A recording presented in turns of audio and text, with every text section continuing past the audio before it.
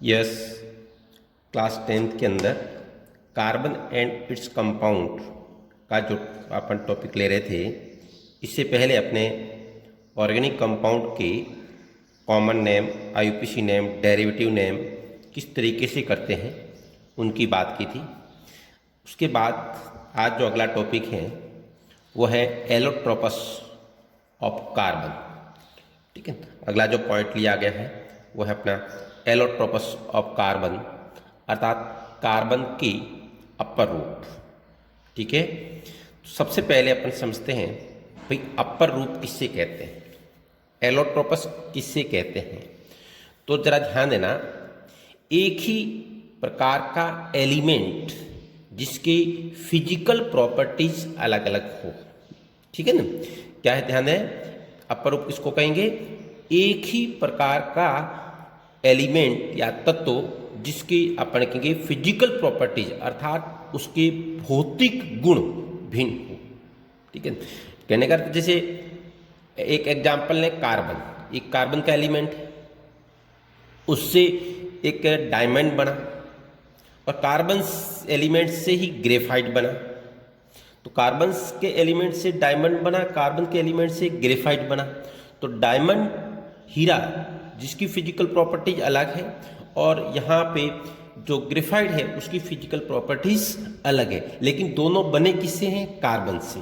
Graphite, हीरा दोनों carbon से बने हैं, लेकिन दोनों की फिजिकल प्रॉपर्टीज अलग अलग है, अर्थात ये क्या है, एलोट्रोपस है।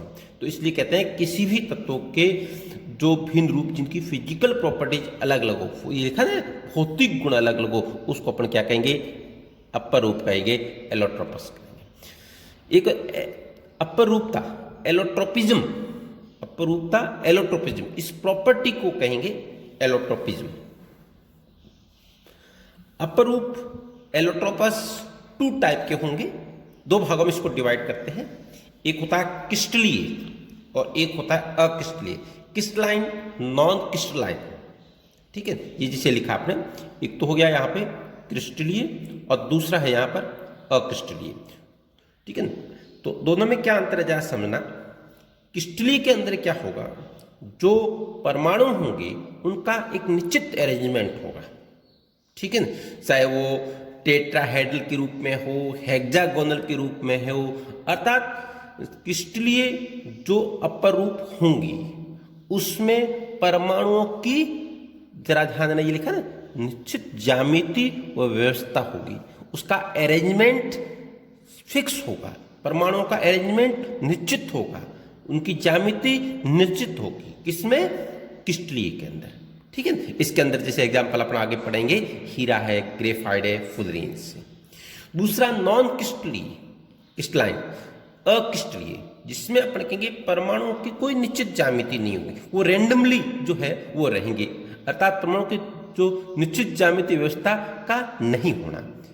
समझ रहे हो बात, जैसे चारकोल ले लें तो चारकोल का पाउडर होता है, वो बिल्कुल रैंडमली रहेगा, तो उसकी कोई निश्चित ज्यामिति यहाँ पर नहीं होगी, तो उसको कहेंगे अक्रिस्टलीय, जिसमें कोल है, कोक, चारकोल ये ले सकते हैं। तो सबसे पहले जो क्रिस्टलीय, जिसमें अपन कहेंगे अपर रूप, जिसके अंदर परमाणु की निश्चित ज्यामिति, अरेंजमेंट फिक्स होगा, निश्चित ज्यामिति होगी। ठीक है ना, उसके अंदर जैसे हीरा, ग्रेफाइट, फुलरीन ये जो लेंगे, उसमें सबसे पहला अपन ले रहे हैं डायमंड। इसमें जरा ध्यान देना, हीरे के अंदर क्या होगा, हीरे, ये सारे अपन कार्बन के एलोट्रोपस ले रहे हैं। ठीक है, तो ग्रेफाइट, डायमंड के अंदर हीरा जो लिया गया है, डायमंड जो लिया गया है, जैसे ये कार्बन का जो एलिमेंट है, जरा ध्यान देना, ये कार्बन का जो परमाणु है, इस कार्बन के बाहरी कोश में 4 इलेक्ट्रॉन होते हैं, 4 वैलेंस इलेक्ट्रॉन होते हैं। तो ये 4 बंध बना दिया, 1 2 3, और ये चारों किस रूप में हो गए, चतुष्फलकीय के। जैसे ये कार्बन है एक, ये एक बंध आ गया, दूसरा बंध ये हो गया, तीसरा ये हो गया, ये चतुष्फलकीय टेट्राहेड्रल। अपने इससे पहले पढ़ा ना, कार्बन की 4 संयोजकता होती है, क्योंकि बाहरी कोश में 4 इलेक्ट्रॉन होते हैं, इसलिए 4 संयोजकता होती है। ठीक है, तो ये 4 यहाँ पे बंध बना लिए, तो टेट्राहेड्रल के रूप में रह गए, चतुष्फलकीय रूप में रह गया। फिर अगला कार्बन ये है, ये भी इस तरीके से 4 बंध बनाएगा, ये कार्बन फिर अगला 4 बंध बनाएगा, ये कार्बन फिर अगले 4 सहसंयोजक बंध, ये कार्बन फिर अगले 4 सहसंयोजक। इस तरीके से प्रत्येक जो कार्बन है वो 4 बंध बनाएगा, कोवलेंट बॉन्ड बनाएगा, 4 सहसंयोजक बंध बनाएगा और ये टेट्राहेड्रल के रूप में रहेगा। ठीक है ना। तो इसमें अपन कह रहे हैं हीलिक के अंदर, डायमंड के अंदर जो प्रत्येक कार्बन परमाणु होगा वो अन्य 4 परमाणुओं के साथ चतुष्फलकीय के रूप में, टेट्राहेड्रल के रूप में, चतुष्फलकीय के रूप में, अर्थात अपन कह रहे हैं यहाँ पे जो ये टेट्राहेड्रल, ठीक है, टेट्राहेड्रल के रूप में व्यवस्थित रहता है। ठीक है। इसमें जो ये कार्बन कार्बन डायमंड के अंदर कार्बन कार्बन की जो ये प्रत्येक बॉन्ड लेंथ होती है वो होती है 1.54 एंगस्ट्रॉम।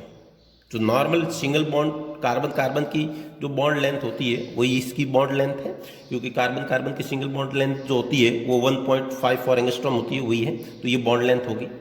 दूसरी जो ध्यान देना, कार्बन के बाहरी कोश में 4 इलेक्ट्रॉन है और 4 इलेक्ट्रॉन ही 4 सहसंयोजक बंध बना दिए, अर्थात कोई भी अबंधित इलेक्ट्रॉन नहीं है, इसलिए ये कैसा होगा, नॉन कंडक्टर होगा, कुचालक होगा।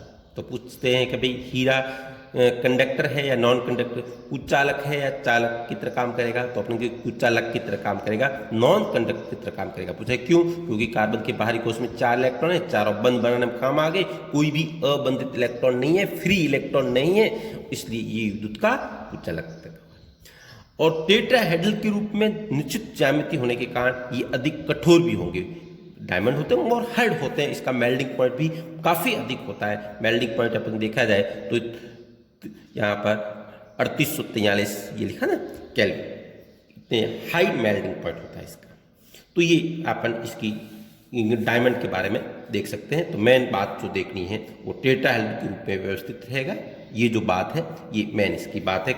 और दूसरी अपन कहेंगे ये कोई भी अबंधित इलेक्ट्रॉन नहीं है इसमें कार्बन के पास, इसलिए ये कंडक्टर होगा, मोर हार्ड होगा, इसका मेल्टिंग पॉइंट हाई होगा। ग्रेफाइट की बात करते हैं, अगला जो लिया आपने ग्रेफाइट। ठीक है। ग्रेफाइट के अंदर ध्यान देना, इसके अंदर यहां पे मैं आपको बता दूं, ग्रेफाइट में प्रत्येक कार्बन, जो कार्बन है उसके बाहरी कोश में अपन कहेंगे 4 इलेक्ट्रॉन है, लेकिन यहां पर ग्रेफाइट के अंदर 3 इलेक्ट्रॉन ही सहसंयोजक बंध बनाने में काम में आएंगे। जैसे मैं ये देखूं यहां पर, जैसे ये ग्रेफाइट की जो स्ट्रक्चर दी गई है, ठीक है, इस ग्रेफाइट की स्ट्रक्चर में जैसे ये कार्बन लिया गया, इस कार्बन के ये कितने बंध दिखाए गए, 3। तो ग्रेफाइट के अंदर प्रत्येक कार्बन के बाहरी कोश में 4 इलेक्ट्रॉन है, लेकिन 3 इलेक्ट्रॉन सहसंयोजक बंध बनाएंगे और इस तरीके से हेक्सागोनल के रूप में, षटकोणीय के रूप में ये कार्बन 3 बंध बना दिया और इस तरीके से हेक्सागोनल के रूप में। ठीक है। तो यहां पर ये हेक्सागोनल लेयर बन गई, षटकोणीय लेयर बन गई। एक हेक्सागोनल लेयर बनेगी, दूसरी हेक्सागोनल, जैसे ये ना एक हेक्सागोनल लेयर होगी, इसके ये एक हेक्सागोनल लेयर, एक इसके ऊपर और हेक्सागोनल लेयर आ गई। इन दोनों हेक्सागोनल लेयर के बीच में ये जैसे हेक्सागोनल लेयर होगी, ये भी हेक्सागोनल लेयर होगी चटकोनी, इन दोनों के बीच में ये जो दुर्बल, इन दोनों के बीच में जो दुर्बल अट्रैक्शन फोर्स जो होता है वो कहलाता है वान डेर वाल फोर्स। दुर्बल आकर्षण बल जो होगा वो क्या कहलाएगा, वान डेर वाल फोर्स। तो ये है, ध्यान देना, यहाँ मेन बात है कि ग्रेफाइट में प्रत्येक कार्बन जो है वो 3 सहसंयोजक बंध से इस प्रकार जुड़ा रहेगा और हेक्सागोनल के रूप में रहेगा। एक हेक्सागोनल लेयर बनेगी, एक हेक्सागोनल लेयर दूसरी हेक्सागोनल की लेयर से जुड़ी रहेगी, जो कि दुर्बल आकर्षण बल है, उसको क्या कहते हैं, वान डेर वाल फोर्स। ठीक है, वान डेर वाल अट्रैक्शन फोर्स। ठीक है। हाँ भाई, तो अब जरा ध्यान देना, प्रत्येक कार्बन के बाहरी कोश में 4 इलेक्ट्रॉन है, 3 तो बंध बनाने में काम आ गए, तो 1 इलेक्ट्रॉन फ्री रह गया, मुक्त हो गया। प्रत्येक कार्बन के पास यहां पर 1 इलेक्ट्रॉन फ्री रह गया, इसलिए ये विद्युत का सुचालक अर्थात कंडक्टर की तरह बिहेव करेगा। जबकि अपन कहेंगे डायमंड कैसा था, डायमंड नॉन कंडक्टर था, कुचालक था, क्योंकि उसके बाहरी कोश में कोई भी इलेक्ट्रॉन नहीं था, फ्री इलेक्ट्रॉन उसके पास नहीं था, इसलिए वो कुचालक था, नॉन कंडक्टर की तरह काम कर रहा था। लेकिन यहां पर ग्रेफाइट की बात करेंगे तो प्रत्येक कार्बन के पास ये जो, और आगे पूरी लेयर आगे बढ़ती जाएगी, मैंने तो यहाँ पर आपको थोड़ा सा हेक्सागोनल लेयर बना के बताया है। तो प्रत्येक कार्बन के पास एक फ्री इलेक्ट्रॉन है, एक मुक्त इलेक्ट्रॉन, क्योंकि कार्बन के बारे में 4 इलेक्ट्रॉन है, बंद बनाने में कितने काम आ गए, ये एक प्रत्येक कार्बन है, ये 3 बंद बना दिए, एक मुक्त इलेक्ट्रॉन हो गया, ठीक है। और उस फ्री इलेक्ट्रॉन के कारण, उस मुक्त इलेक्ट्रॉन के कारण ही ये कंडक्टर की तरह बिहेव करेंगे, सुचालक की तरह व्यवहार करेंगे, ठीक है ना। और ये हेक्सागोनल लेयर, तो 2-3 बातें ध्यान रखनी है, ध्यान देना, ये हेक्सागोनल प्रत्येक कार्बन जो है वो 3 बंद बना के हेक्सागोनल लेयर बनाएगा, और एक लेयर दूसरी लेयर के बीच में जो दुर्बल आकर्षण बल होगा उसको कहेंगे यहाँ पर वांडरवाल फोर्स। तो एक लेयर के बीच में दूसरी लेयर के बीच में दुर्बल वांडरवाल अट्रैक्शन फोर्स है, इसलिए इसमें फिसलन भी होता है, ठीक, स्लिपिंग भी रहती है इन दोनों परतों के बीच में, और इसीलिए इसको ड्राइड लुब्रिकेंट के रूप में यूज करते हैं, ठीक है। पूछते हैं भाई इसको क्या करते हैं, तो ध्यान देना, इसको ड्राइड लुब्रिकेंट, ठीक है, शुष्क संहयक के रूप में भी इसको यूज करते हैं। और बाकी इसका यदि कलर देखा जाए तो ग्रे ब्राइट कलर का ये रहता है, ठीक है भाई। तो ये 2-3 बातें आपको यहाँ ध्यान रखनी है, एक तो कंडक्टर है या नॉन कंडक्टर कुचालक है, ये उसकी तुलना में ये सॉफ्ट होता है, जबकि डायमंड हेड है ये सॉफ्ट है, वो आप कहेंगे नॉन कंडक्टर है, ये कंडक्टर की तरह काम करेगा, ठीक है। उसमें प्रत्येक कार्बन टेट्राहेड्रल के रूप में रहता है, और इसमें कार्बन जो है वो हेक्सागोनल लेयर के रूप में रहेगा। इसमें कार्बन जो है वो 3 बंद बना के वो एक हेक्सागोनल लेयर बनेगी, ठीक है। और एक हेक्सागोनल लेयर दूसरी हेक्सागोनल लेयर से जो है वो वांडरवाल अट्रैक्शन फोर्स से जुड़ी रहेगी। ये दोनों में पूछते हैं कई बार कि ग्रेफाइट और डायमंड में अंतर क्या है, क्वेश्चन आता है कई बार है, ग्रेफाइट और डायमंड में 3 अंतर लिखिए, 4 अंतर लिखिए, तो आप एक अरेंजमेंट का लिख सकते हो, एक हार्डनेस का लिख सकते हो, एक आप इसका चालक कुचालक का ये अंतर लिख सकते हो, ठीक है ना। तो ये 3-4 आप इस प्रकार से इनके अंदर दोनों में डिफरेंस क्या है ये आप बता सकते हो। कई बार पूछ लेते हैं भाई एक ग्रेफाइट का उपयोगिता भी पूछ लेते हैं बोर्ड के अंदर, तो यहाँ पे उपयोगिता की यदि बात करें तो ये ध्यान रखना, जैसे सिंपल बात है कि ग्रेफाइट जो है पेंसिल बनाने भी काम आता है, ग्रेफाइट के इलेक्ट्रोड भी बनाए जाते हैं, जैसे इलेक्ट्रोकेमिकल सेल जो अपन लेते हैं काम में, ठीक है, कई जगह, तो उसमें इलेक्ट्रोड बनाने के लिए भी इसको यूज़ किया जाता है। जो न्यूक्लियर अपन कहेंगे परमाणु भट्टी जिसको कहते हैं, उसमें मंदक के रूप में मॉडरेटर के रूप में इसको यूज कर सकते हैं। तो यूज एज ए अपने पेंसिल के कर सकते हैं, एज ए यूज्ड इलेक्ट्रोड की तरह कर सकते हैं, एज ए मॉडरेटर के रूप में यूज कर सकते हैं। तो ये मेन जो आपको कई बार पूछे भाई इसके कोई 2 या कोई 3 अंतर लिखिए इसके ग्रेफाइट के, तो आप लिख सकते हो पेंसिल के रूप में है, इलेक्ट्रोड के रूप में है, परमाणु भट्टी के मंदक के रूप में लिख सकते हो। तीसरा जो है अपने पास वो है फुलरीन्स, ठीक है। फुलरीन क्या है जरा ध्यान है, ये एक लेटेस्ट एलोट्रोपस खोजा गया है, तो लगभग 90 के आसपास इसको डिस्कवरी की गई थी इसकी, ठीक है। इसमें ध्यान रखना यहाँ पर इसकी जो आकृति जो होती है वो फुटबॉल की तरह होती है, एक उनके बक्की बॉल एक गेम आता है उसकी तरह होती है, इसलिए इसको इसकी स्ट्रक्चर बक्की बॉल की तरह कहते हैं, लिखा ना, हाँ। और इसका जो नाम दिया गया था, एक साइंटिस्ट था बकमिनिस्टर फुलरन, उसी के आधार पर इसका फुलरीन नाम दे दिया गया, वैज्ञानिक के नाम के आधार पर।